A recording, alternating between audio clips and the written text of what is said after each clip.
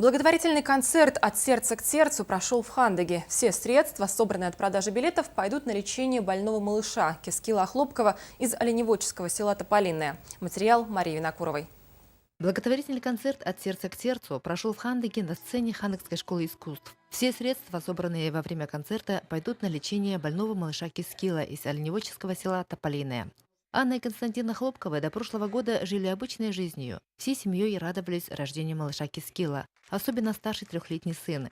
Счастье продолжалось недолго. Совсем недавно, после длительного обследования, малышу Кескилу, которому чуть больше года, поставили страшный диагноз – острый лейкоз высшей группы риска. Сегодня ребенку требуется серьезная операция и последующее лечение, поэтому концерт носит название «От сердца к сердцу». Призывает принять чужую боль всем сердцем и помочь кто сколько сможет. Организаторы, молодежная администрация поселка Хандыга, кинула клич о помощи, на который откликнулись все учреждения культуры райцентра Тампонского улуса. ДК Манчары, ЦСК Алроса, Хандыгская школа искусств, молодые специалисты горно-геологического техникума, Хандыгской средней школы. Молодежь распространила свыше 300 билетов по предприятиям и учреждениям, а собрано было намного больше. Буквально все помогли и приняли участие, все с радостью согласились. Когда вот даже продавали билеты,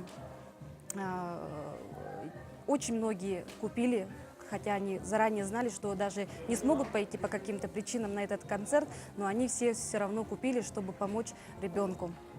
Сейчас Кескила Хлопков находится в Якутске, затем его должны повезти в Москву.